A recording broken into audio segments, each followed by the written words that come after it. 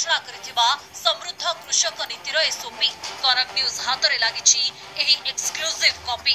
दर्शक बंधु आसिला समृद्ध कृषक नीतिर एसओपी चाषी मान ठारू केमिति किनिबे धान किए पाइबो बोनस आ किए पड़ियो बाद तो या पदरे ऑलरेडी आपन एसओपी आसी सारछि जे आपन डिटेल आमे आलोचना करिबा।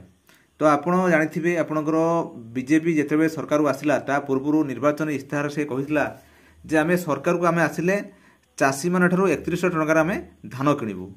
तो सेया ही हला जे सरकार शपथ नेबा पर कई घंटा पर आपनकर 3100 टंका आपनकर धान किणाज बोली से घोषणा करथिले एवं ताहा आपनकर बजेट रो मध्ये सरकार ता पई बयाबटा करले। या सहित से 800 टंकार बोनस मध्ये डिक्लेयर करले।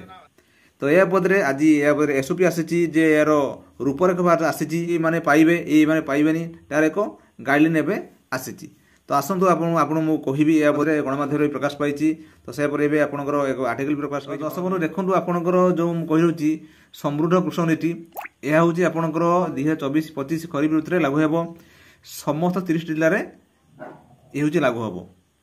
योजना लक्ष्य आपको कहले योजना लक्ष्य आपंकर चाषी आय बढ़ाइबा और उत्पादन मूल्य वृद्धि चाषी उत्पादन चाषी सामाजिक और आर्थिक विकास सहायता करने उन्नत मान विहन सार कीटनाशक जोगाइबा नूतन ज्ञानकौशल जोगाइबा चाषी को लाभदायक करने योजना सामिल होबार योग्यता कहली यहाँ एसओपी आपंकर क्षुद्र नाममात्र और भाग चाषी ठारू एमएसपी रे धान किनिबे सरकार एथिपाई फूड ओडिशा पोर्टाल रे पंजीकरण करने को पड़ो। आपन कहली आपनकर आगर आपनकर पंजीकरण कराउछि फूड ओडिशा पोर्टल आपनकर किपर कराउछि आपन कहिछि ट्रस्ट बोर्ड लीजर कंपनी किंबा शेयर होल्डर बाद पड़िबे आपनकर कहली आपन किए कि आपन बाद पड़िबे एटी स्टेट कॉर्पोरेशन लिमिटेड रो बिहन करूथिले योजना शामिल हेबे आपन स्टेट कॉर्पोरेशन आपन बिहन करूछन एठी आपनकर शामिल हे परिबे। सबुठार बड़ कथा होछि 24 रु 48 घंटा मध्य चाषी बैंक अकाउंट सीधा सड़क धार्य एमएसपी रे टंका पैठ करा जिवो।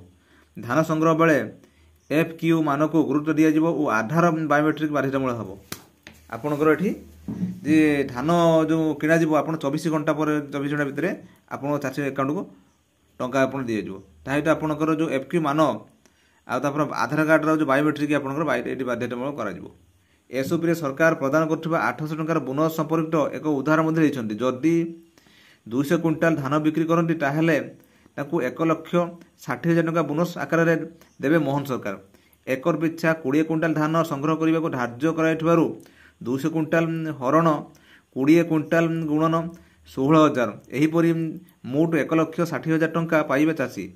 खरीफ समय चाषी ठारू 3100 टंका एमएसपी धान किणवे सरकार केते संख्यक चाषी यह द्वारा लाभवान हेबे से नहीं विभाग तरफ तर्जमा आरंभ होईची।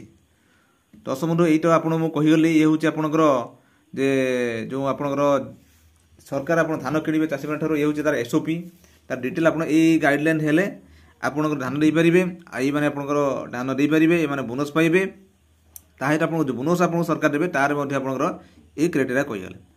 दर्शक बंधु ये थे आप गोटे गुरुत्वपूर्ण अपडेट जदि आपने सुधा आम चैनल अच्छा कि सब्सक्राइब करूँ एवं मतामत कमेंट लिखुँ ताहित आप भिडियो देखुं अन्य शेयर करूँ। दर्शक बंधु रही नमस्कार जय जगन्नाथ।